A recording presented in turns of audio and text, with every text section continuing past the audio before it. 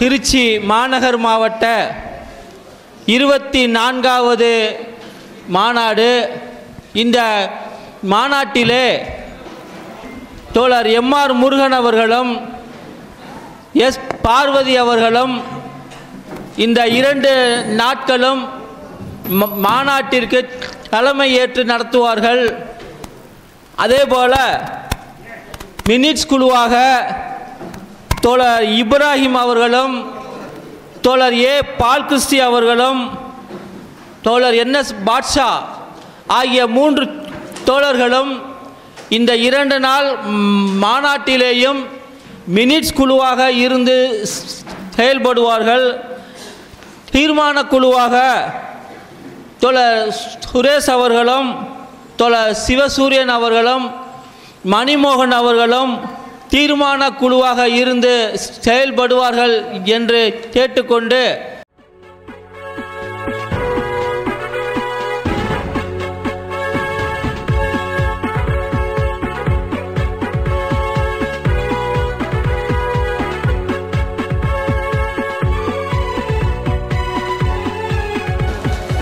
திருச்சி மாநகர் மாவட்ட 24வது மாநாடு.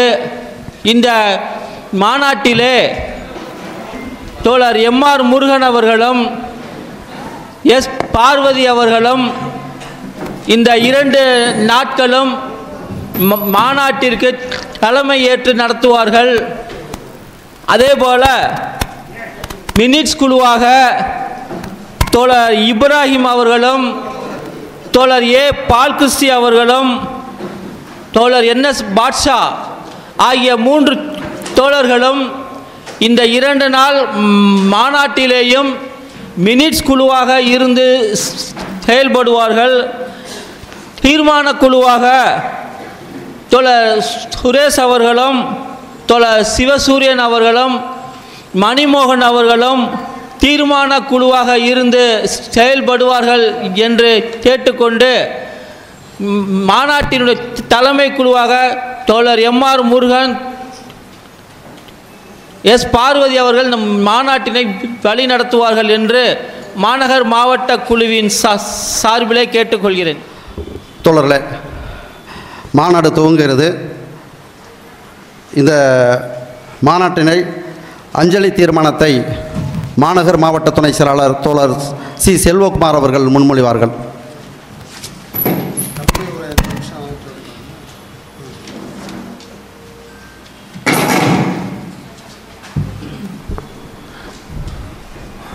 அனைத்து தோழர்களுக்கும் வணக்கம். இரங்கல் தீர்மானம். NCBH ராதாகிருஷ்ணன் இஸ்ரேல் போரில் பாலஸ்தீனர்கள் இறந்த பொதுமக்கள். BHEL கோபாலகிருஷ்ணன், இந்திய கம்யூனிஸ்ட் கட்சி மார்க்சிஸ்ட் முன்னாள் மாநில செயலாளர் சங்கரையா, கிழக்கு பகுதி துணை செயலாளர் எஸ். அகிலா பானு, இந்திய கம்யூனிஸ்ட் கட்சியின் மூத்த தோழர் தொழிற்சங்க தலைவர் PA ராமசாமி, தேசிய முற்போக்கு திராவிட கழகத்தினுடைய தலைவர்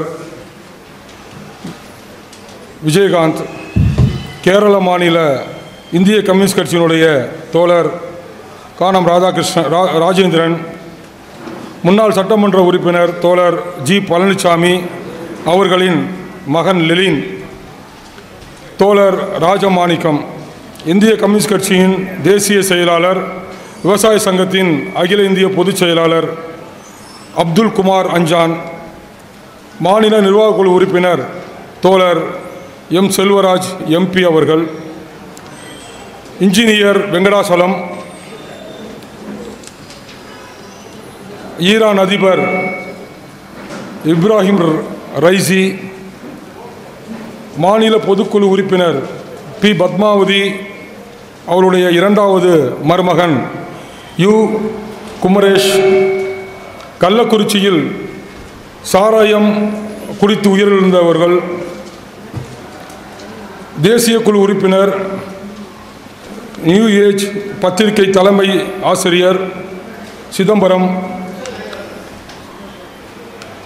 தமிழ்நாடு ஏஐடிசி கட்டிட தொழிலாளர் சங்கத்தினுடைய திருச்சி மாவட்ட குழு உறுப்பினர் கதிர் வடிவேலு, மாதர் சங்க மாநில செயலாளர் மு கண்ணகி அவர்களுடைய கணவர் முத்துராமலிங்கம், மணச்சநல்லூர் ஒன்றிய செயலாளர் முத்துகிருஷ்ணன், கோவை கேஜி ஜெகநாதன், கவிஞர் நந்தலாலா, கல்லூரி மாணவி ஆவண படுகொலை வித்தியா, ஏஒய்எஃப் இளைஞர் பெருமன்ற கோவை மாவட்ட தலைவர், காங்கிரஸ் கட்சியின் மூத்த மாநில தலைவர் குமரி ஆனந்தன், நாமக்கல் மாவட்ட முன்னாள் செயலாளர் எஸ் மணிவேல்,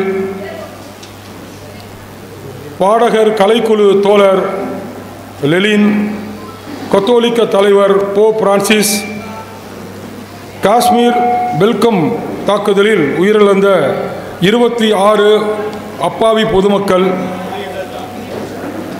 இந்திய கம்யூனிஸ்ட் கட்சியினுடைய தர்மபுரி மாவட்ட துணை செயலாளர் மாநில குழு உறுப்பினர் தோழர் தமிழ்குமரன், திருச்சி மாநகர் 11வது வார்டு செயலாளர் மு துரைராஜ் தந்தை முத்து,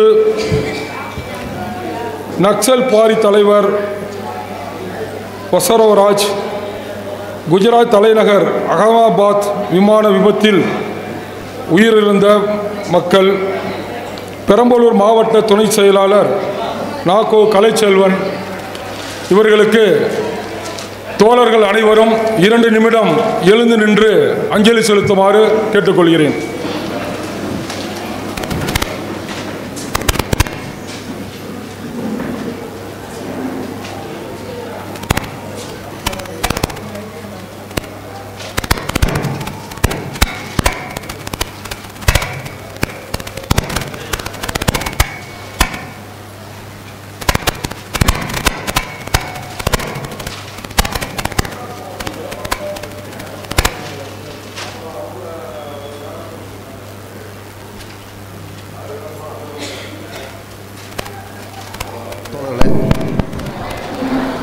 மாநாட்டு வரவேற்பு குழு செயலாளர் மாமன்ற உறுப்பினர் தோழர் க சுரேஷ் அவர்கள் மாநாட்டை வரவேற்று உரையாற்றுவார்கள்.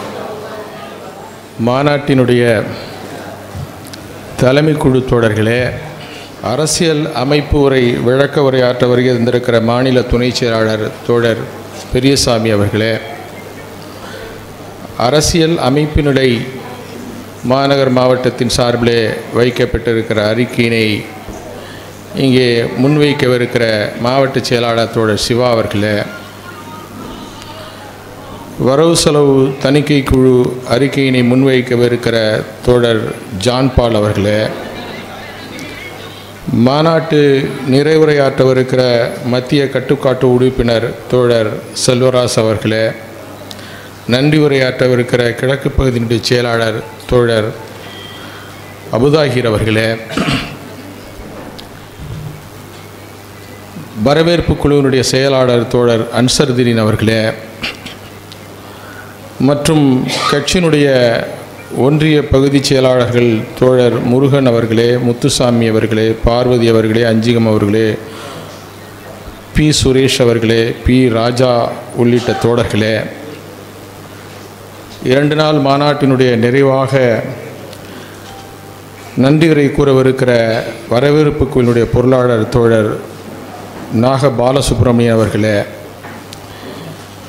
பேரணியை தொடங்கி வைக்க வருகை தரவிருக்கிற தோழர் பேரூர் நடராஜன் உள்ளிட்ட தோழர்களே, மற்றும் பல்வேறு குழுக்களாக நியமித்து அவர்களுக்கான பணியை செய்து கொண்டிருக்கிற அன்புக்குரிய தோழர்களே, பிரதிநிதி தோழர்களே, அத்துணை பேருக்கும் இந்த மாநாட்டினுடைய வரவேற்பு குழுவின் சார்பினுடைய தலைவர் என்ற முறையில் உங்கள் அத்தனை பேரையும் வருக வருக என்று வரவேற்க கடமைப்பட்டுள்ளேன்.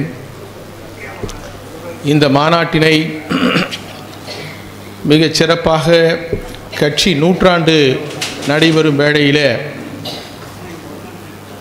அமைப்பு ரீதியான ஒரு பலமிக்க கட்சியாக உருவாக்க வேண்டும் என்கிற ஒரு உயரிய எண்ணத்தோடு தான் இந்த கிழக்கு பகுதியை தேர்வு செய்து நாம் இந்த மாநாட்டை நடத்தி கொண்டிருக்கிறோம். பல்வேறு பகுதிகளிலே மாநாடுகள் நடைபெற்றாலும் கூட இன்றைய காலகட்டம் என்பது ஒரு பொருத்தமான இடத்திலே அனைவரும் கட்சியை உற்று நோக்கு நம்முடைய செயல்பாட்டை விஸ்தரிக்கிற வகையிலே தான் இந்த பகுதியிலே நாம் இந்த மாநாடை நடத்துவதற்கான தயாரிப்பு பணியை மேற்கொண்டோம். அந்த வகையிலே திருச்சி மாநகரின் பல சிறப்புகளை உள்ளடக்கிய பழமையான மற்றும் கலாச்சார நகரமாகும் மலைக்கோட்டை, திருவரங்கம் ரங்கநாதர் கோவில், உறையூர் போன்றவை இதன் முக்கிய அடையாளங்களாகும். மேலும் திருச்சி ஒரு வரலாற்று சிறப்புமிக்க ஊர். மேலும் இது தொழில் மற்றும் கல்வி நகரமாகவும் திகழ்கிறது.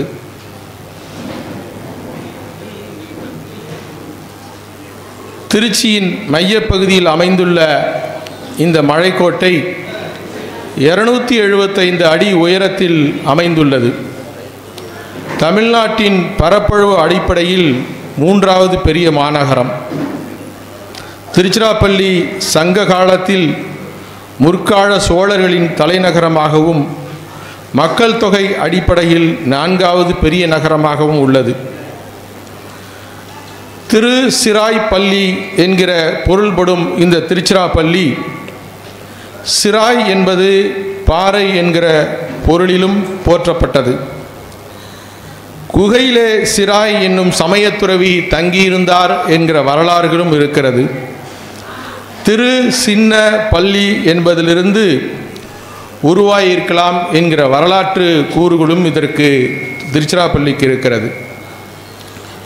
மலைக்கோட்டை உச்சிப்பிள்ளையார் கோவில், லூர்து அன்னை கிறிஸ்தவ தேவாலயம், நத்தர்ஷா பள்ளிவாசல் என்கிற மக்கள் ஒற்றுமைக்கு எடுத்துக்காட்டாக இருக்கும் பகுதியில்தான் இந்த மாநாட்டை நடத்துகிறோம். எந்த மதச்சண்டையும் ஜாதி கலவரமும் நடக்காத தமிழ்நாட்டின் ஒரே பெருநகரம் திருச்சிதான். மதுரை நாயக்கர்களின் வழியில் வந்த ராணி மங்கம்மாள் திருச்சி மலைக்கோட்டை பகுதியில் கட்டிய அரண்மனை அரசு அருங்காட்சியகமாக செயல்பட்டு வருகிறது. திருச்சி நகரம் சோழர்களின் அரணாக விளங்கியது. திருச்சி பல்லவர்களின் கையில் இருந்தபோது அதை தக்க வைக்க கடும் முயற்சி செய்தனர். இருந்தும் பாண்டியர்கள் பலமுறை திருச்சியை கைப்பற்றினர். இறுதியில் 10ஆம் நூற்றாண்டில் திருச்சி சோழர்கள் வசம் வந்தது.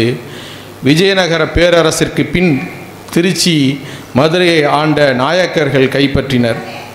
தொடர்ந்து மராட்டியர்கள், கர்நாடக நவாப்கள், பிரெஞ்சு ஆதிக்கம் மற்றும் ஆங்கிலேயர்கள் ஆட்சி செய்தனர்.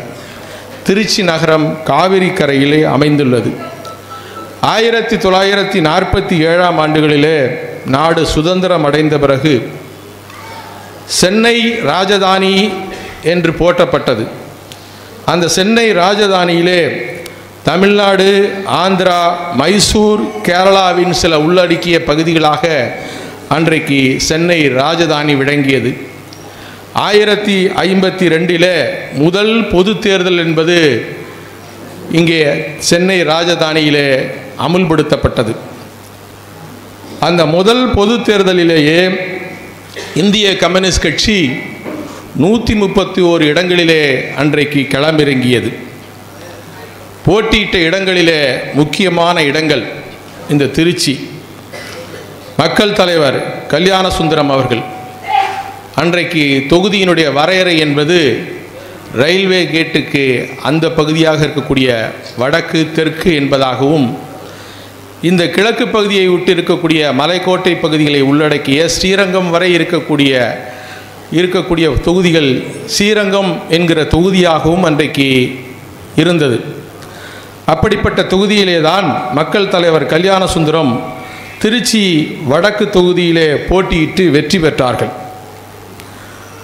அதே போல தற்போதைய கிழக்கு சட்டமன்றம் காவிரி ஆடு ஓடும் திருவரங்கம் வரையிலான பகுதியிலான ஸ்ரீரங்கம் தொகுதியிலே டாக்டர் சிற்றம்பலம் அவர்கள், நம்முடைய தெருவோர வியாபாரிகள் கடை வைத்து நடத்தி கொண்டிருக்கிறார்களே அந்த பகுதியிலே இருக்கக்கூடிய மருத்துவமனை சிற்றம்பலம், டாக்டர் சிற்றம்பலம் மருத்துவமனை, டாக்டர் அம்சா பல் மருத்துவமனை என்று போற்றக்கூடிய அந்த மருத்துவமனை தான்.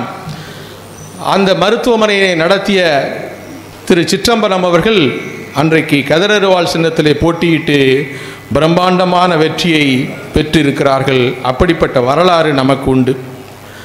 இந்திய கம்யூனிஸ்ட் கட்சி 1952 பொது தேர்தலிலே 131 இடங்களிலே போட்டியிட்டு 62 இடங்களிலே வெற்றி பெற்று சாதனை படைத்தது. இத்தனை சிறப்பு வாய்ந்த மலைக்கோட்டை மாநகரில்தான் 24வது இந்திய கம்யூனிஸ்ட் கட்சியினுடைய திருச்சி மாநகர் மாநாட்டை நடத்துகிறோம்.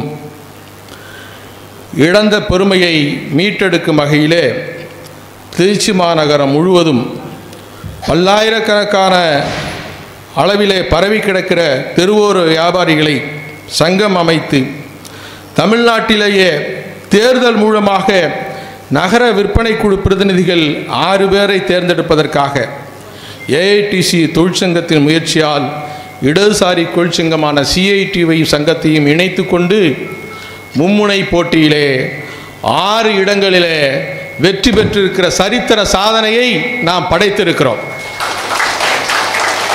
அதுவும் பெற்ற வாக்குகளிலே கிட்டத்தட்ட 65% வாக்குகள், 10% செல்லாதவை என்று அறிவிக்கப்பட்டபோதும் கூட 65% வாக்குகளை, அதுவும் முதல் வாக்காக ஏஐடிசி, 3வது இடம் ஏஐடிசி என்று இப்படி வரிசை கிரகமாக முதலிடத்திலே வந்த சங்கமாக நம்முடைய இந்திய கம்யூனிஸ்ட் கட்சி ஏஐடிசி திகழ்ந்திருக்கிறது. இம்மாநாட்டு பணிகளை வெற்றி பெற்ற 6 இடங்களை வெற்றி பெற்ற கழிப்போடு இம்மாநாட்டு பணிகளை வரவேற்பு குழு அமைத்து 2 நாள் மாநாடாக பேரணி பொதுக்கூட்டமாக நடத்துகிறோம். திருச்சிக்கு எப்போதுமே இந்திய கம்யூனிஸ்ட் கட்சிக்கு அரசியல் பெருமையும் தனி முத்திரையும் உண்டு. நூற்றாண்டை கண்ட கட்சிக்கு திருச்சி கிழக்கு, மேற்கு, திருவரங்கம் என்கிற சட்டமன்ற தொகுதியில் போட்டியிட்டு வெற்றி பெற்ற பெருமையும் உண்டு. இதனை மீண்டும் நிரூபித்திட இம்மாநாட்டின் மூலமாக களப்பணிகளை அயராமல் கண்சிந்தாமல் பணியாற்றி பலமான அமைப்பு ரீதியான கட்சி கட்டமைப்பை உருவாக்கி காட்டுவோம் என்கிற உறுதியேற்போடு இம்மாநாட்டிற்கு வந்திருக்கிற தலைவர்களை, பிரதிநிதிகளை, மாநாட்டு பணிகளில் சிறப்பாக பணியாற்றி வரும் வரவேற்பு குழு உறுப்பினர்கள் அனைவரையும் வருக வருக என்று மாநாட்டு குழுவினுடைய வரவேற்பு குழு தலைவர் என்ற முறையில் வரவேற்று மகிழ்ந்து முடிக்கிறேன். நன்றி, வணக்கம். நமது மாநாட்டின் கொடியினை ஏற்றி வைத்த நம்முடைய மூத்த தோழர் பாலகிருஷ்ணன் அவர்கள் சிறிது நேரம் உரையாற்றுவார்கள். அன்புக்குரிய தலைமை குழு தோழர்களே,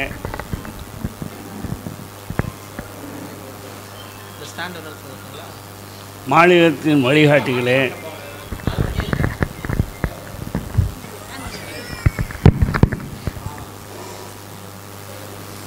அருமை தோழர்களே, அனைவருக்கும்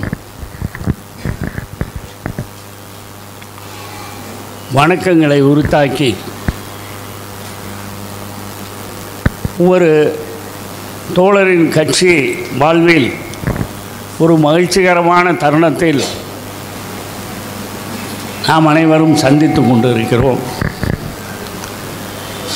நேற்றிலிருந்து நாளை நோக்கி செல்வதற்காக இன்று கூடியிருக்கிறோம். நேற்றை விட நாளை நாம் இன்னும் உயரங்களுக்கு செல்வதற்கு உறுதியேற்க வேண்டும் என்று கேட்டு கொடியேற்ற எனக்கு நீங்கள் வாய்ப்பளித்திருக்கிறீர்கள். அது மிகவும் பெருமிதமான விஷயம். அதற்கு என்னுடைய வணக்கங்களை உரித்தாக்குகின்றேன். கொடிகள் அப்படின்னா ஏராளமான கொடிகள் இருக்குது. அனைவரும் இப்போ தோழர் பெரியசாமி பேசலாம். ஹைகோர்ட் தலையிட்டுருச்சு கொடி எங்கே இருக்கணும் எங்கே இருக்கக்கூடாதுன்னு. நல்ல வேளை கொடியே இருக்கக்கூடாதுன்னு இன்னும் சொல்லலை. தேர்தல் காலத்தில் மட்டும் இருக்கக்கூடாதுங்கிறாங்க. அது ஒரு சர்ச்சைக்குரிய விஷயம். ஆனால் ஆமாம், 1ஆம் தேதி அன்றைக்கு கொடிகள் அப்புறப்படுத்தப்பட்டிருக்க வேண்டும். இல்லைன்னா கலெக்டர் அப்புறப்படுத்தப்படுவார். இது கொடி காத்த பூமி. எவ்வளவு கொடிகள் இருந்தாலும் இந்த சிவப்பு வர்ண கொடிக்கு ஒரு பெருமை மிகு வரலாறு இருக்கிறது.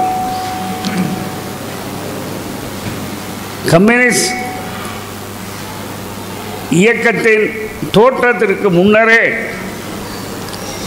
செங்கொடி இருந்திருக்கிறது. மனிதனுக்கு கொடின்னு தெரிஞ்சதே சிவப்பு கொடி தான். அப்போ இத்தனை அரை ரெட்டை கலர், 2.5 கலர், 3 கலர், பல வண்ண கொடிகள்லாம் கிடையாது. சிவப்பு கலர்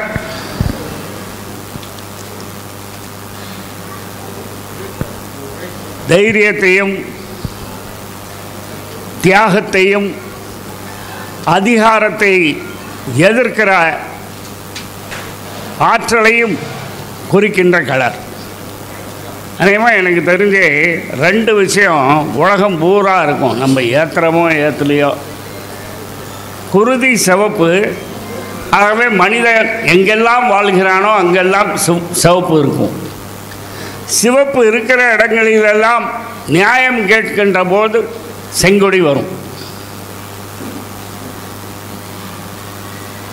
ஆகவே அந்த கொடி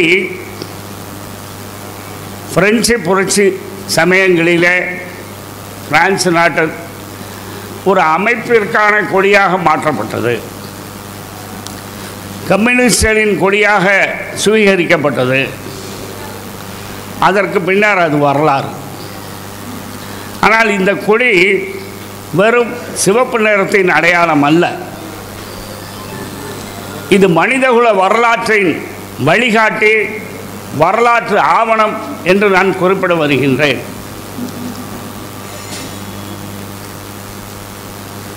ஆண்டான் அடிமை,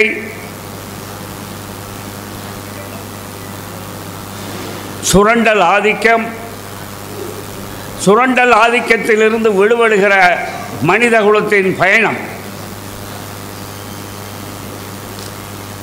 இப்போ நம்ம பயணத்தில் எங்கே இருக்கோன்னா இந்த கொடியை பார்த்தா தெரியும். பெரும் முதலாளிகளை எதிர்த்து நேச சக்திகளையெல்லாம் அணைத்து ஒரு ஜனநாயக புரட்சிக்கான காலத்திலே நாம் வாழ்ந்து கொண்டு இருக்கிறோம். அதற்கான முயற்சிகளை மேற்கொண்டு இருக்கிறோம். அதனை இந்த செங்கொடி பறைசாற்றுகிறது. இந்த பயணத்தின் அடுத்த நிலை செல்வங்கள், உற்பத்தி சாதனங்கள் அரசுக்கு பொது உடைமையாக சொந்தமாகும். அங்கே குறைந்தபட்ச கூலியெல்லாம் கிடையாது. அங்கே சக்திக்கேற்ற சக்தி, எபிலிட்டி,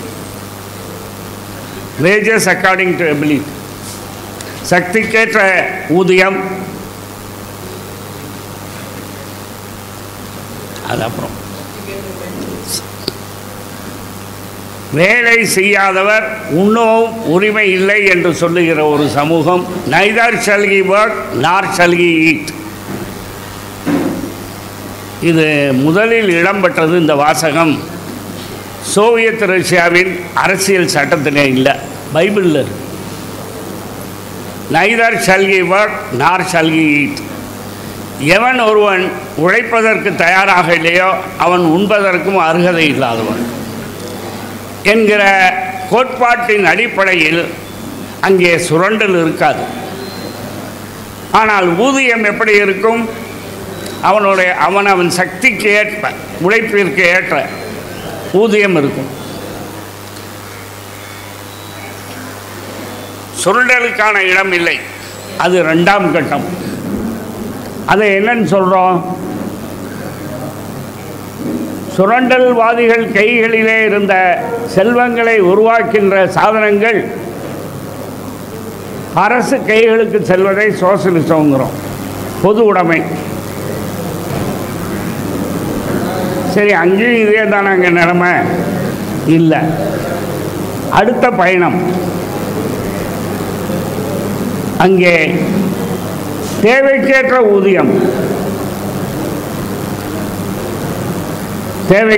ஊதியம் அடுத்த நிலை. இறுதி நிலை அநேகமாக நம்ம எல்லாருக்கும் பரிச்சயமானது.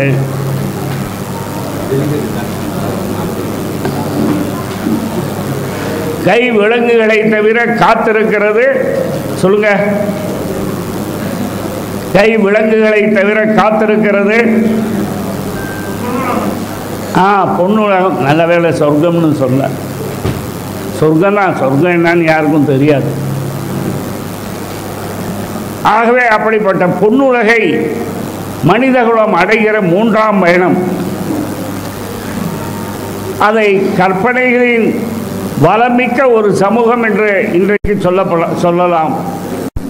ஆனால் அப்படிப்பட்ட ஒரு உன்னதமான சமூகத்தை அமைக்கின்ற பயணங்களின் வெற்றி கொடித்தான் இந்த செங்கொடி என்பதை சுட்டிக்காட்டி கொடியினை மாநாட்டில் ஏற்றுவதற்கு எனக்கு வாய்ப்பளித்தமைக்கு தோழர்கள் அத்தனை பேருக்கும் மீண்டும் நன்றி, வணக்கம்.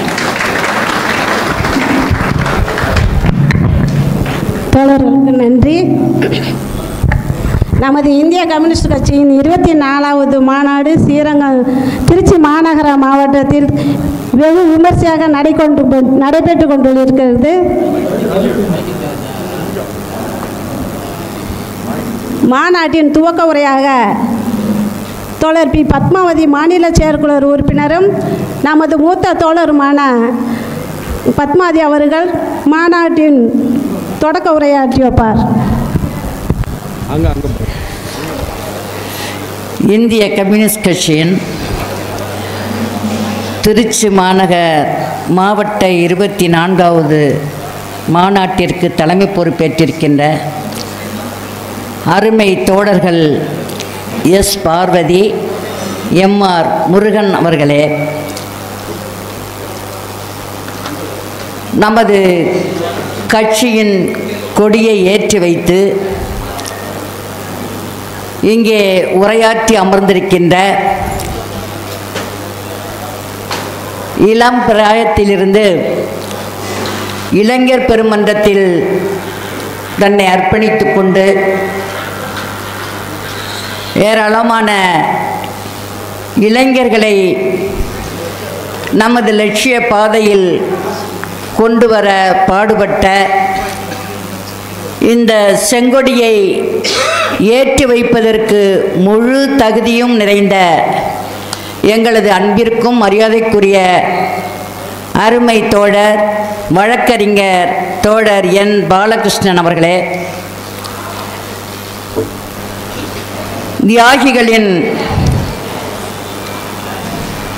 நினைவை திறந்து வைத்த நினைவு ஸ்தூபியை திறந்து வைத்த நமது மூத்த தோழர் மரியாதைக்குரிய தோழர் ஏ.கே. திராவிடமணி அவர்களே, இங்கே மிக சிறப்பாக வரவேற்புரை நிகழ்த்திய அனைவரையும் வரவேற்று அமர்ந்திருக்கின்ற திருச்சி மாமன்ற உறுப்பினர் அருமை தோழர் க. சுரேஷ் அவர்களே, அஞ்சலி தீர்மானத்தை முன்மொழிந்த மாவட்ட துணை செயலாளர் அருமை தோழர் செல்வகுமார் அவர்களே, இந்த மாநாட்டில் கலந்து கொண்டு வழிகாட்ட வருகை தந்திருக்கின்ற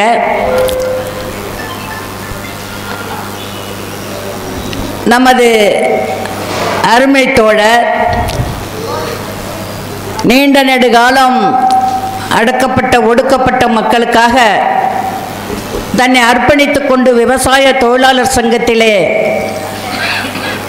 நானும் அவரோடு சேர்ந்து பயணித்து கொண்டிருக்கிறோம்.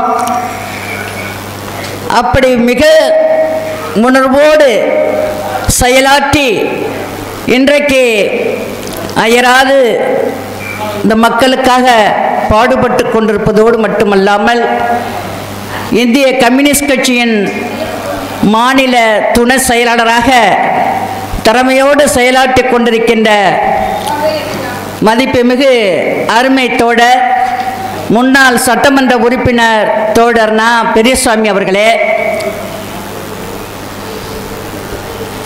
இந்த மாநாட்டில் கலந்து கொண்டு இன்னும் சொல்லப்போனால் வழிகாட்டு கொண்டிருக்கின்ற, அமைதியாக இருந்து கொண்டு ஏராளமான இளைஞர்களுடைய உள்ளத்தில் கம்யூனிஸ்ட் கட்சியின் கருத்தியல்களை புகுத்தி அதை பற்றி சிந்திக்க வைத்து சிந்திக்கக்கூடிய வகையில் செயலாற்றக்கூடிய வகையில் நடைமுறைப்படுத்திக் கொண்டிருக்கின்ற மார்க்சிய சிந்தனையாளர் அன்பிற்கும் மரியாதைக்குரிய அருமை தோழர் செல்வராஜ் அவர்களே, இன்னும் சொல்லப்போனால் தேசிய கட்டுப்பாட்டு குழு உறுப்பினராக இருந்து வழிகாட்டு கொண்டிருக்கிறார்கள், அவர்களுக்கும் அரசியல் அமைப்பு நிலை நடந்துள்ள வேலை அறிக்கையை முன்வைக்க இருக்கின்ற இந்த மாவட்டத்தினுடைய செயலாளர் இளைஞர், சிறப்பாக சுறுசுறுப்பாக செயலாற்றிக் கொண்டிருக்கின்ற அருமை தோழர் சிவா அவர்களே, இந்த மாநாட்டிலே கலந்து கொண்டிருக்கின்ற மாநில மாணவர் பெருமன்றத்தினுடைய தலைவர் அருமை தோழர் அருமை மகன் இப்ராஹிம் அவர்களே, மற்றும் இந்த மாநாட்டில் பங்கு பெற்றிருக்கின்ற அருமை பிரதிநிதி தோழர்களே,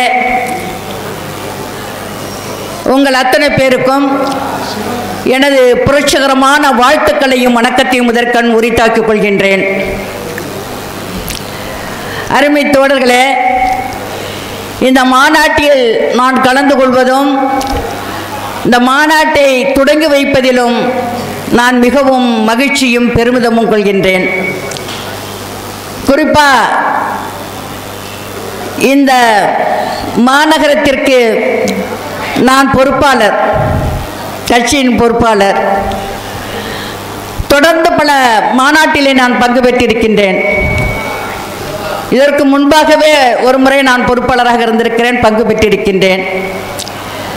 இன்று நடைபெறுகின்ற இந்த மாநாட்டை நான் பார்க்கின்ற பொழுது அன்றும் இன்றும் நான் நினைவு கூர்ந்து பார்க்கின்றேன்.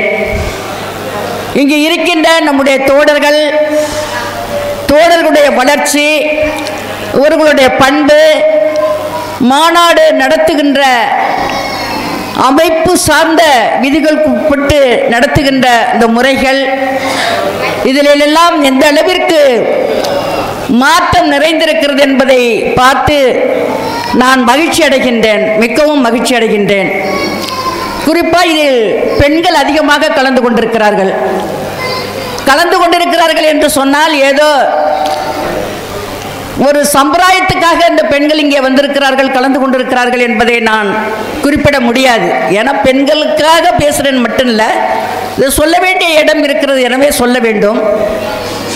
அப்படி அல்ல, நான் அடிக்கடி இங்கே வந்து போகின்ற பொழுது இந்த பெண்கள் எல்லோருடைய எல்லா தோழர்களுடைய நான் பழகக்கூடிய எனக்கு வாய்ப்பு கிடைக்கிறதுனால் உண்மையிலேயே கம்யூனிஸ்ட் கட்சியினுடைய கொள்கையை சித்தாந்தத்தை ஏற்றுக்கொண்டு முழுமையாக இல்லாவிட்டாலும் கூட அதில் இருக்கின்ற ஆர்வம், அதில் இருக்கின்ற பொருள், ஒரு பொதுவான பொருள் என்ன என்பதை கண்டறிந்த பெண்களாக, அதை செயல்படுத்தக்கூடிய பெண்களாக மாறி இருக்கிறார்கள், வந்திருக்கிறார்கள் என்பதை நான் நினைக்கின்ற பொழுது இன்னும் நான் பெருமிதம் கொள்கின்றேன். அதை பற்றியெல்லாம் நிறைய விவாதிக்கலாம், பேசலாம்னா நிறைய பேச முடியும். ஏன்னா பெண்கள் அப்படிப்பட்ட நிலையில் கம்யூனிஸ்ட் கட்சி அந்த லட்சியத்தை கையில் கொண்டிருக்கின்றது. ஆண் பெண் சமத்துவம். புரட்சி என்று சொன்னால் வெறும் ஆண்கள் மட்டும் புரட்சி செய்துவிட முடியாது, வெறும் பெண்கள் மட்டும் புரட்சி செய்துவிட முடியாது. பெண்களுக்கான அடிமைத்தனம் போக வேண்டும் என்று சொன்னால் பெண்கள் மட்டும் புரட்சி செய்தால் முடியாது. இந்த சமூக நிலைகளை, சமூக சூழ்நிலைகளை உணர்ந்து ஏற்றுக்கொண்டு ஆணும் பெண்ணும் சேர்ந்து போராடுகின்ற பொழுதுதான் அந்த போராட்டம் வெற்றி கண்ட போராட்டம். அந்த வெற்றியை உலகிற்கு எடுத்து காட்டியவர் மாமேதை லெனின் ஆண்களும் பெண்களும் போராடுகின்ற பொழுதுதான் போராட்டம் என்று சொன்னால் ஆண்கள் எழுந்து வாருங்கள், பெண்களும் எழுந்து வாருங்கள், பெண்களே அரைக்கூவி அறைங்கள் என்று சொல்லி சொன்னார். எனவே அந்த வகையிலே நம்முடைய லட்சியத்தை ஏற்றுக்கொண்டவர்கள் பெண்கள் மிக அதிக அளவில் ஏற்றுக்கொள்ளுகின்ற பொழுது உண்மையான ஒரு சுதந்திரத்தை பெற முடியும், உண்மையான ஒரு லட்சியத்தை அடைய முடியும். உண்மையா நாம் எதிர்நோக்கி போய்கொண்டிருக்கின்ற சோசலிசத்தை அடைய முடியும் என்பதற்கு இது மிகப்பெரிய ஒரு படி, ஒரு சின்ன படி, ஒரு கடுகளவான ஒரு படியாக ஒரு அமைந்திருக்கிறது என்பதையும் இந்த நேரத்திலே நான் பெருமையாக சொல்ல கடமைப்பட்டிருக்கின்றேன்.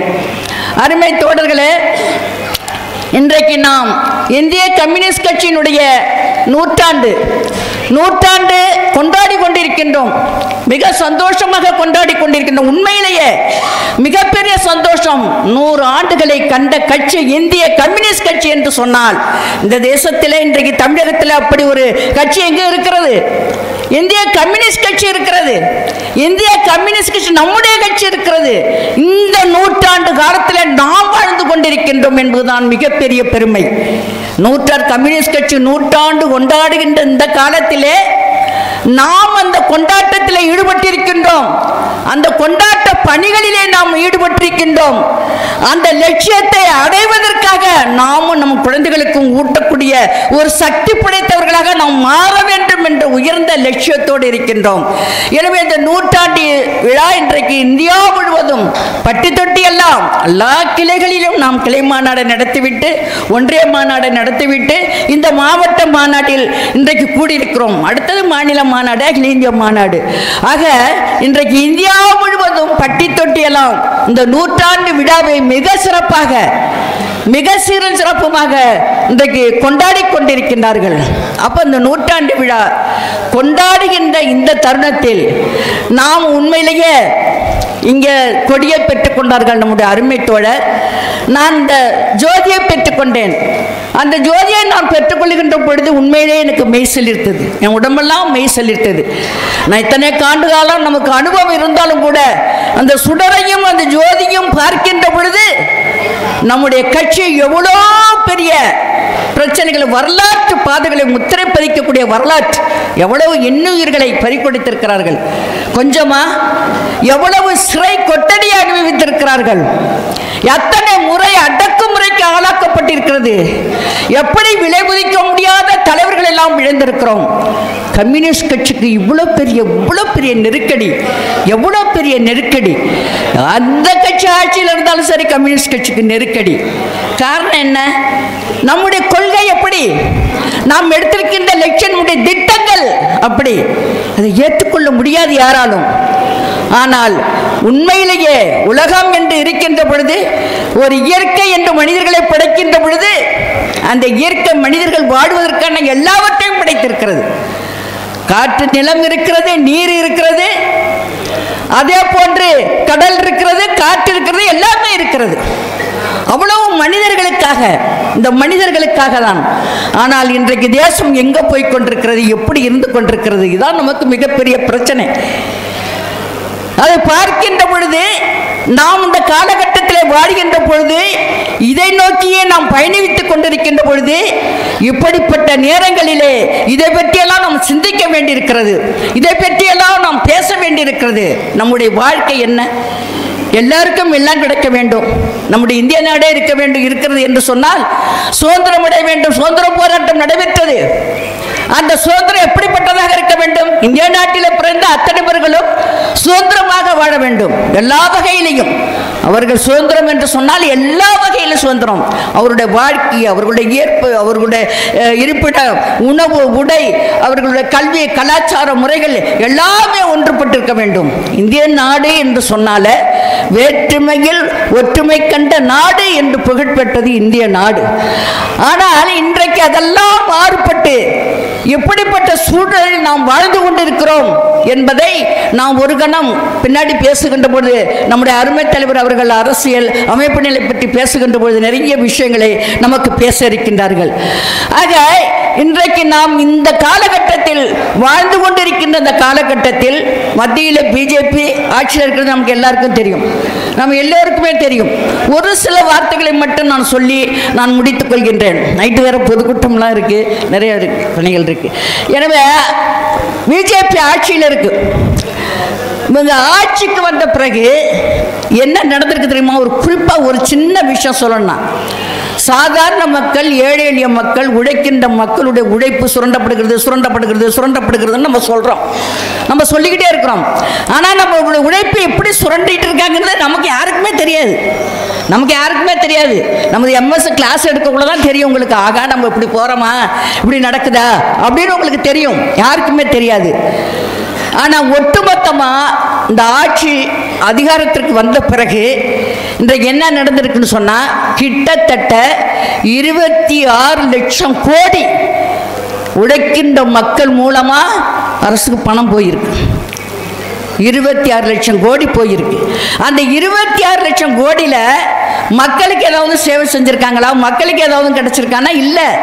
அதில் 25 லட்சம் கோடி பணக்காரன், வசதி படைச்சவன் வாங்கின கடனை தள்ளுபடி பண்ணியிருக்காங்க, தள்ளுபடி பண்ணப்பட்டிருக்கு. பெரிய பெரிய பணக்காரன். இன்றைக்கு இந்திய நாடு எப்படி இருக்கு? இந்திய நாட்டினுடைய ஜனநாயகம் பாதுகாக்கப்படலை. இந்திய நாட்டினுடைய அரசியலமைப்பு சட்டம் மிகப்பெரிய ஆபத்து. அதே போல இந்திய நாட்டில் இருக்கின்ற உழைப்பாளி மக்களுடைய உரிமைகள் நசுக்கப்பட்டிருக்கிறது. இப்போ இந்த மக்களை யாரும் பாதுகாக்கிறாங்களா? பாதுகாக்க முடியலை. இப்போ நம்ம அறிக்கையிலே வந்திருக்கு, ஒரு ஆண்டுக்கு 100 நாள் வேலை என்பது 20 நாட்களாக குறைக்கப்பட்டிருக்கிறது. இது ஏழை எளிய மக்கள் வாடுகின்ற இடம், சாதாரண மக்கள் வாடுகின்ற இடம். அவர்களுடைய வாழ்க்கை தரத்தை உயர்த்த வேண்டும். ஆனால் அதற்கு பதிலாக 20 நாட்களாக குறைக்கப்பட்டிருக்கு. எப்படி வாழ முடியும்? 20 நாட்களாக குறைக்கப்பட்டவர்களுடைய ஊதியம் கூட அவருடைய கையில் கிடைக்கல, அது வங்கியில கிடக்குது என்று சொல்றாங்களே ஒழிய பல இடங்கள்ல கிடைக்கல. பல இடங்கள்ல போராடி 4 நாட்கள் 3 நாட்கள் 1 வாரம் இப்படி உள்ள தொகை தான் கொடுக்கப்பட்டிருக்கு. அதுவும் முழுசா கொடுக்கப்படலை. எவ்வளவு அவர்களுக்கு ஊதியம் என்பதே நிர்ணயிக்கப்படலை. அந்த வங்கிக்கு போறது எவ்வளவுனே தெரியல. தடுமாறுறாங்க மக்கள். வேலை செஞ்சுட்டு 6 மாசம் 1 வருஷம் 20 நாள் வேலை செஞ்சுட்டு எப்படி இருக்கு பாருங்க. ஆனால் நம்மிடமிருந்து வசூல் பண்ணுற வரி, அதிலிருந்து வருகிற பணத்தை பெரிய பெரிய பணக்காரன், வசதி படைத்தவர்களுக்கு தள்ளுபடி செய்கிறாங்க. வசதி படைத்தவர்களுக்கு இது ஒரு சின்ன உதாரணம் இன்றைக்கு நடந்துகிட்டு இருக்கு. அப்போ ஏன் விலைவாசி ஏறாது? விலைவாசி ஏறுது, வேலை இல்லாத திண்டாட்டம் அதிகப்படுத்தப்படுது. இதெல்லாமே ஏறிட்டு போகுது. எல்லாமே எதையுமே கண்ட்ரோல் பண்ண முடியலை. ஆனால் அதுக்கு மாற்றா என்ன பண்ணுறாங்க?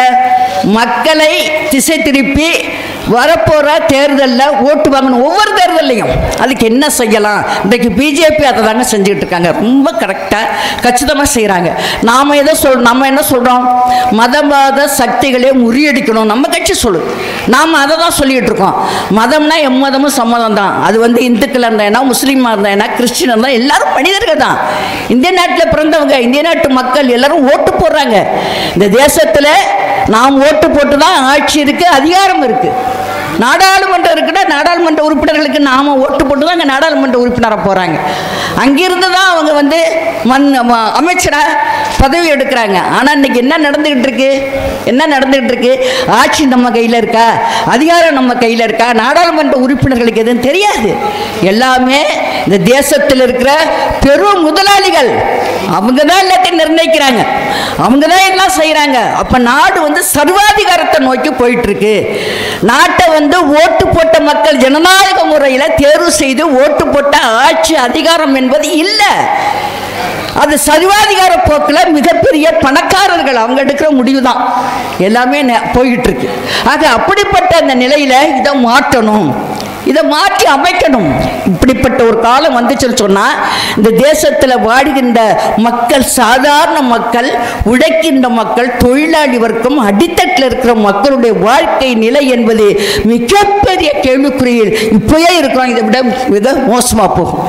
எனவே இதையெல்லாம் மாற்றி அரைக்கக்கூடிய வல்லற்கரிய சக்தி யார் கையில் இருக்குதுன்னா கம்யூனிஸ்ட் கட்சி தான். அதெல்லாம் பார்க்குறவங்க சொல்லுவாங்க, நீங்கள் போராடினா தான் நடக்கும் அப்படின்னு சொல்லுவாங்க. அப்படின்னு சொல்லுவாங்க. ஆனால் நமக்கு ஓட்டு போடுவாங்கன்னா அது வேறு விஷயம். ஆனால் உண்மை தெரியுது, எல்லாருக்குமே தெரியுது. கம்யூனிஸ்ட் கட்சிகள்லாம் தான் முடியும்னு தெரியுது. நம்மளால முடியும், நம்ம செஞ்சுருக்கோம், செய்து காட்டியிருக்கோம். நிச்சயமாக நம்மால் வென்றிருக்க முடியும். எனவே நாம் எல்லோரும் ஒன்றுபட்டு இந்த தேசத்தில் இருக்கிற மதவாத சக்திகளை நம்ம விரட்டி அடிக்கணும். மதவாத சக்திகள் தாண்டி இருக்கிற அப்பாற்பட்டவர்களை நாம் ஒன்றிணைக்க வேண்டும். அந்த பணியை தான் நம்ம செஞ்சுக்கிட்டு இருக்கோம். சென்ற மாநாட்டில், அகில இந்திய மாநாட்டில் நமக்கு காட்டிய வழி, நமக்கு ஒரு திட்டம் இருக்குங்க. அந்த திட்டத்தின் அடிப்படையில் தான் கம்யூனிஸ்ட் கட்சி செயல்படும். இந்த தேசம் எங்கே போய் கொண்டிருக்குது என்பதை மாநாடுகள் தீர்மானிக்கும். அதற்கு ஏற்ப நாம் என்ன செய்ய வேண்டும் என்பதை மாநாடு தீர்மானிக்கும். அதை நோக்கி தான் நம்ம போயிட்டு இருக்கோம்.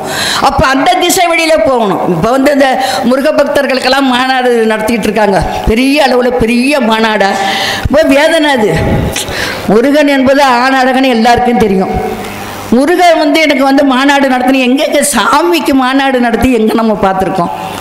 என்னென்ன நடக்குது பாருங்க. வடக்கையெல்லாம் ராமருக்கு மாநாடு நடத்தி ராமர் ராமா ராமா ராமான்னு சொல்லி வடக்க போயிட்டீங்கன்னா அந்த நம்ம பக்கத்தில் இருக்கிற ஆந்திராவை தாண்டி போனால் ராமா ராமா ராமான்னு தான் யார் எடுத்தாலும் ராமா தான் சொல்லுவாங்க. ராம ஜெய ராமா. அதே போல் தமிழ்நாட்டில் இப்போ முருகப்பக்தர் அதெல்லாம் நிறைய சொன்னோம்னா ரொம்ப சங்கடமாக போயிடும். பிள்ளையாருக்கு ஊர்வலம் வைக்கணும்னு சொல்லி பிள்ளையார் ஊர்வலம் எங்கே பார்த்தாலும் நடந்துகிட்டு இருக்கு. இப்போ முதல்லாம் அப்படி கிடையாது. இப்போ ஒரு குறிப்பிட்ட காலமாக வீட்டுக்கு வீடு, தெருவுக்கு தெருவு, பட்டி தொட்டியெல்லாம் ஒரு பிள்ளையாரை தூக்கிட்டு அலைஞ்சிக்கிட்டு இருக்காங்க. ஆனால் பிள்ளையாருக்கு தான் அந்த விழா நடத்த வேண்டும் என்று முடிவெடுத்தது யார்? ஏன் பிள்ளையாரும் முருகனா அண்ணனும் தம்பியும் தானே. முருகன் தான் ஆண் அழகனாச்சே, ஒரு அழகான முருகசாமி தானே. ஏன் முருகனுக்கு எடுத்தேன்னா அந்த விழாவை ஏன் எடுக்கலை? அதுலேயும் பிரச்சனை இருக்குது, அதுலேயும் பிரச்சனை இருக்குது. ஆக இந்து மதம் என்று சொல்லி மக்களை அப்படியே ஏமாற்றி, இந்து மதம்னா இப்போ நான் இந்து தான், ஏன் நான் கோவிலுக்குள்ளே போக முடியலை? பெண்ணை ஏன் கோவிலுக்குள்ளே விடலை? தலித்தை ஏன் கோவிலுக்கு விடலை? இப்போ ஒரு வாரத்துக்கு முன்னாடி ஒரு தலித் இளைஞன் கோவிலுக்குள்ளே பூந்ததுனால கட்டி வச்சு அடித்து பட்ட பகலில் தூக்கில் தொங்க விடுறாங்க. இது நடக்குது, இந்தியாவில் நடக்குது, இந்தியாவில் நடந்துகிட்டு இருக்கு. அதை தான் நம்ம சொல்கிறோம். மத வெறி, ஜாதி வெறி இந்த தேசத்திலிருந்து அகற்றப்பட வேண்டும். அப்போ மத வெறிக்கு ஆட்பட்டு, ஜாதி வெறிக்கு ஆட்பட்டு, ஜனநாயகத்தை மதிக்காமல், அரசியலமைப்பு சட்டத்தை மதிக்காமல் இருக்கிற ஒரு ஆட்சி நமக்கு தேவையா? தூக்கி எறியணும். இந்த ஆட்சி நமக்கு தேவையில்லை, இதை அகற்றணும். அப்போ அதை அகற்ற வேண்டும் என்று சொன்னால் நம்முடைய கட்சியினுடைய வழிகாட்டுதலை நாம் பின்பற்ற வேண்டும். மதவாத, வகுப்புவாத சக்திகளை எதிர்க்கின்ற, அதை முறியடிக்கின்ற அனைத்து சக்திகளையும் ஒன்றிணைக்கக்கூடிய மகத்தான அந்த பணியிலே நாம் ஈடுபட வேண்டும். நம்மோடு நம்ம இணைத்து நம்முடைய கட்சி கொள்கை கொண்டு போக வேண்டும். இதோடு இணைத்து தேசத்தை காப்பாற்றக்கூடிய மிகப்பெரிய ஆயுதம் நம்ம கையில் தான் இருக்குது. அதை நாம் எடுத்து கொண்டு செல்லக்கூடிய வகையில் இந்த மாநாடு நல்ல வழிகாட்டுதலை இந்த மாவட்டத்திற்கு உட்பட்ட, அந்த மாநகரத்துக்கு உட்பட்ட பல்வேறு தீர்மானங்களை இங்கே நிறைவேற்ற இருக்கின்றார்கள். அந்த தீர்மானங்களை எல்லாம் இயக்க வடிவிலே நாம் கொண்டு சென்று அதை சிறப்பாக நிறைவேற்ற வேண்டும். தீர்மானம் எடுப்பதோடு மட்டுமல்லாமல் அந்த தீர்மானத்தை நிறைவேற்ற வேண்டும் என்ற நேரத்திலே சொல்லிக்கொண்டு இந்த மாநாடு அனைத்து வகையிலும் வெற்றி பெற என்னுடைய வாழ்த்துக்களை சொல்லி நிறைவு செய்கின்றேன். நன்றி, வணக்கம். தோழர்களே, கொஞ்சம் அமைதியாக இருங்க. தீர்மான குழுவாக நான் உள்பட தோழர் சிவசூரியன், மணிமோகன் உள்ளிட்டோர் தலைமையிலே ஒரு குழு அமைக்கப்பட்டிருக்கிறது. தீர்மான குழுவின் சார்பிலே ஒரு பொதுவான தீர்மானங்கள் இங்கே முன்மொழியப்படும்.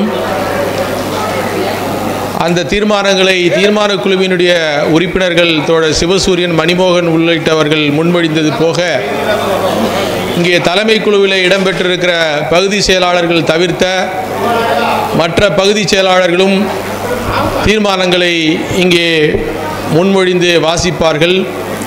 அந்த தீர்மானங்களை இங்கே பிரதிநிதிகள் ஏகமனதாக நிறைவேற்றி தர வேண்டும் என்று அன்போடு கேட்டுக்கொள்கிறோம்.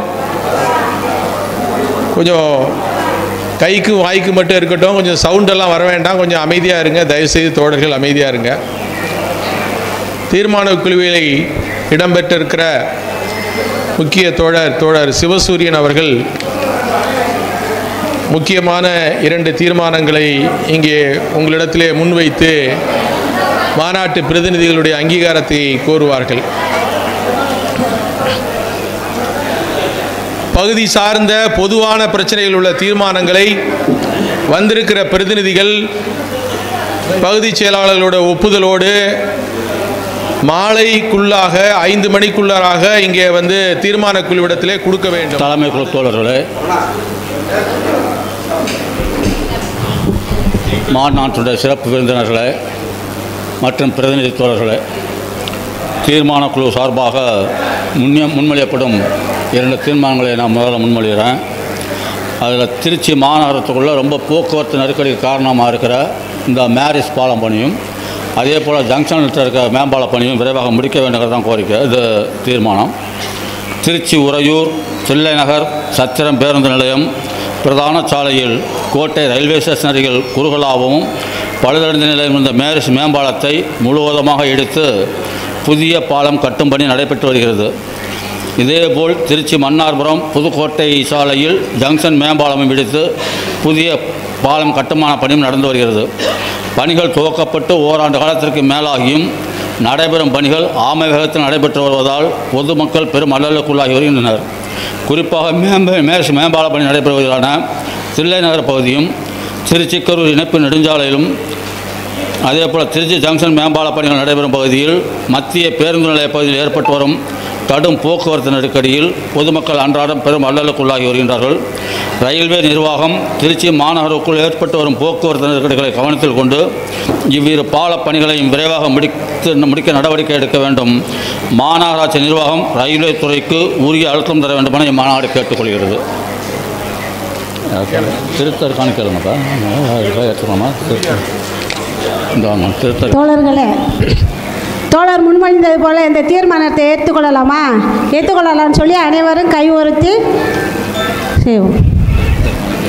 நன்றி தோழர்.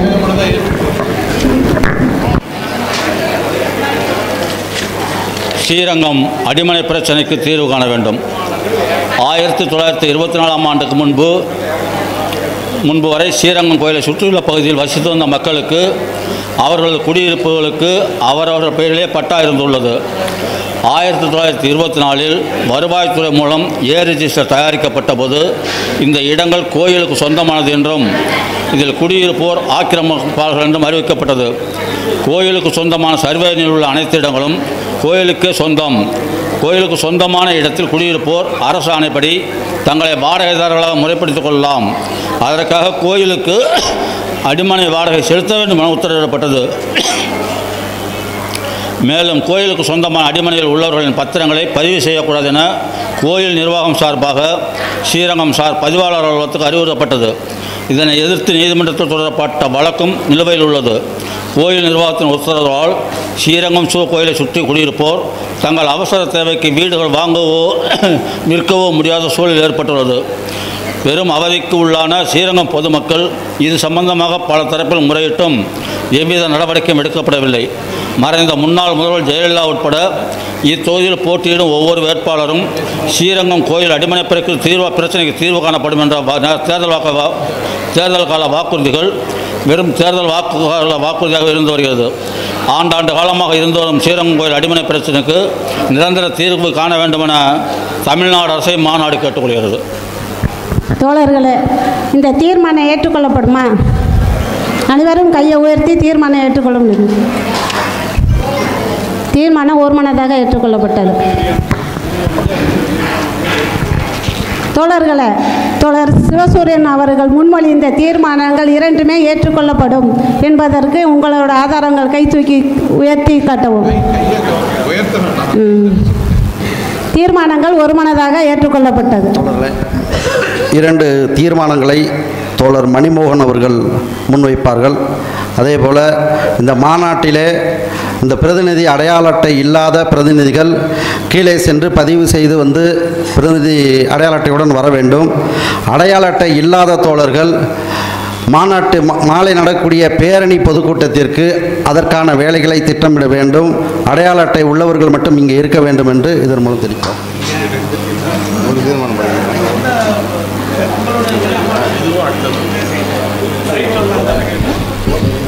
அன்பான தோழர்களே, மாநாட்டில் உரையாற்ற இருக்கின்ற தலைவர்களே, பிரதிநிதித்துவ தோழர்களே, அனைவருக்கும் வணக்கம். இந்த மாநாட்டின் முதல் தீர்மானத்தை முன்மொழிகிறேன். திருச்சி மாநகரத்தில் அரைவட்ட சுற்றுச்சாலையில் 18 ஆண்டுகளாக கிடப்பில் போடப்பட்டுள்ள பஞ்சப்பூர் திருச்சி கரூர் நெடுஞ்சாலை இணைப்பு சாலையை நிறைவேற்ற வேண்டும். தமிழகத்தின் மையப்பகுதியாக உள்ள திருச்சிக்கு வெளியிலிருந்து வந்து செல்லும் பஸ், லாரி உள்ளிட்ட கனரக வாகனங்கள், சரக்கு வாகனங்களால் ஏற்படும் போக்குவரத்து நெருக்கடிகளுக்கு தீர்வு காணும் வகையில் தேசிய நெடுஞ்சாலைத்துறை சார்பாக திருச்சி தஞ்சை நெடுஞ்சாலையில் அசூரில் தொடங்கி திருச்சி புதுக்கோட்டை சாலை, திருச்சி மதுரை சாலை, திருச்சி திண்டுக்கல் சாலை ஆகிய 3 தேசிய நெடுஞ்சாலைகள் வழியாக திருச்சி கரூர் தேசிய நெடுஞ்சாலையில் முக்கொம்பு அருகே திண்டுக்கரை பகுதியில் இணைக்கும் வகையில் 43 கிலோமீட்டர் தூரம் வரை அரைவட்ட சுற்றுச்சாலை ரிங் ரோடு அமைக்க கடந்த 2005-2006 திட்டம் தயாரிக்கப்பட்டு 2007 பணி துவங்கப்பட்டதில் அசூரிலிருந்து பஞ்சப்பூர் வரை 26 கிலோமீட்டர் தூரம் வரை பணிகள் நிறைவடைந்துள்ளது. பஞ்சப்பூரிலிருந்து திண்டுக்கரை வரை உள்ள 17 கிலோமீட்டர் உள்ள சாலை 25% பணிகள் நடைபெற்றுள்ள நிலையில் கடந்த 18 ஆண்டுகளாக கிடப்பில் போடப்பட்டுள்ளது. இச்சாலை சம்பந்தமாக நீதிமன்றத்தில் நடைபெற்ற வழக்குகள் முடித்து வைக்கப்பட்டு 10 ஆண்டுகளுக்கு மேலாகியும் இச்சாலை அமைக்க தேசிய நெடுஞ்சாலைத்துறை அக்கறை காட்டாது கிடப்பில் போடப்பட்டுள்ளது. பொதுமக்கள் மத்தியில் கடும் அதிருப்தியை ஏற்படுத்தியுள்ளது. தேசிய நெடுஞ்சாலைத்துறை கிடப்பில் போட்டுள்ள பஞ்சப்பூர் திண்டுக்கரை திருச்சி கரூர் இணைப்பு சாலை திட்டத்தை மேலும் காலதாமதப்படுத்தாமல் துவங்க வேண்டும். இது முதல் தீர்மானம். இந்த தேசிய நெடுஞ்சாலை திட்டத்தை கிடப்பில் போடாது உடனடியாக தாமதப்படுத்தாமல் உடனடியாக நிறைவேற்ற வேண்டும் என்று ஒன்றிய அரசை இந்த மாநாடு கோருகிறது. தோழர்களே, இந்த தீர்மானத்தில் ஏதாவது திருத்தம் இருந்துச்சுன்னா சொல்லுங்கள். இந்த மாநாட்டில் இந்த தீர்மானத்தில் ஏதாவது திருத்தம் இருக்கா? இந்த தீர்மானத்தை ஏகமனதாக ஏற்றுக்கலாமா? இந்த மாநாடு இந்த தீர்மானத்தை அங்கீகரிக்கிறது.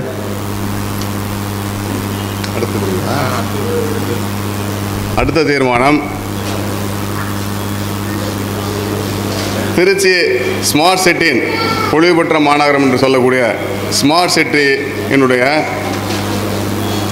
சென்னையில் கூவத்தை போல இங்கே கூவம்னாக்கா ஒரு சாக்கடை ஆறாக போகக்கூடிய உய்யக்கொண்டான் ஆற்றினை தூய்மைப்படுத்த மாநகராட்சி நிர்வாகம் நடவடிக்கை எடுக்க வேண்டும். இது 2வது தீர்மானம். திருச்சி மாநகராட்சி ஸ்மார்ட் சிட்டி என்று அறிவிக்கப்பட்டு பல வளர்ச்சி திட்டங்களை செயல்படுத்தி வந்தாலும் மாவட்ட ஆட்சியர் அலுவலகம், ஒருங்கிணைந்த நீதிமன்ற வளாகம், பொதுப்பணித்துறை உள்ளிட்ட முக்கிய அரசு அலுவலகங்கள் நிறைந்த மாநகரின் மையப்பகுதியில் வழியாக ஓடுகின்ற உய்யக்கொண்டான் ஆறு, தொட்டில் பாலம் துவங்கி பாலக்கரை, வரகநேரி, அரியமங்கலம், காட்டூர், பாப்பாக்குறிச்சி, கீழமுல்லைக்குடி, மேலமுல்லைக்குடி, ஒட்டக்குடி, கல்கண்டார்கோட்டை, திருவரம்பூர், மலைக்கோயில், வேங்கூர் பகுதி இருந்து வாழவந்தான் கோட்டை வரை நெய்வேலி காட்டாமணக்கு செடி மற்றும் ஆகாய தாமரைகள் போன்ற நீர் தாவரங்கள் பறந்து பரவி ஆற்றே மூடி மறைத்துள்ளது. மாநகர பகுதி, குடியிருப்பு பகுதி, மருத்துவமனைகள், தொழிற்சாலைகள் இந்த நிலையிலிருந்து வரக்கூடிய கழிவு நீர் துர்நாற்றம் வீசுவதோடு கொசுக்கள் உற்பத்தியாகி சுகாதார சீர்கேட்டை ஏற்படுத்தி வருகிறது. உய்யக்கொண்டானின் இருகரை ஓரங்களிலும் குப்பைகள் கொட்டப்படுவதை தடுக்க கம்பி வேலி அமைப்பது, ஆற்றுக்குள் இருக்கும் ஆகாய தாமரை மற்றும் சேறு சகதிகளை அகற்றி காங்கிரீட் தளம் அமைத்து மாநகருக்குள் அழகுபடுத்துவதற்கான 2014 முதல் 17ஆம் ஆண்டுகளில் தமிழ்நாடு அரசு சிறப்பு நிதியாக 11.4 கோடி ரூபாய் ஒதுக்கீடு செய்தது. இதில் ஒரு சில பணிகள் மட்டுமே நடைபெற்றுள்ளது. ஆற்றுக்குள்ள சேறு சகதிகளை அகற்றி காங்கிரீட் தளம் அமைக்கும் பணி கிடப்பில் போடப்பட்டுள்ளது. திருச்சி மாநகரின் மையப்பகுதியில் ஓடும் உய்யக்கொண்டான் ஆறு கழிவுகள் நிரம்பி துர்நாற்றம் வீசி திருச்சியின் கூவமாக இருந்து வருவது சமூக ஆர்வலர்கள் பொதுமக்கள் மத்தியில் கடும் அதிருப்தி ஏற்படுத்தி வருகிறது.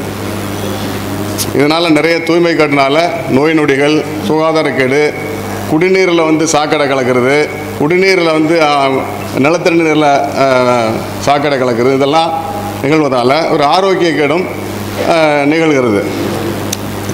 இதை கவனத்தில் கொண்டு மாநகராட்சி நிர்வாகம் இதில் தனி கவனம் செலுத்தி மாநகராட்சி பகுதிக்குள் முழுமையாக தூர்வாரி கான்கிரீட் தளம் அமைத்து தூய்மைப்படுத்துவதோடு ஆற்றினை அழகுபடுத்த வேண்டும். மீண்டும் இந்த மாதிரி சுகாதார கேடு இல்லாமல்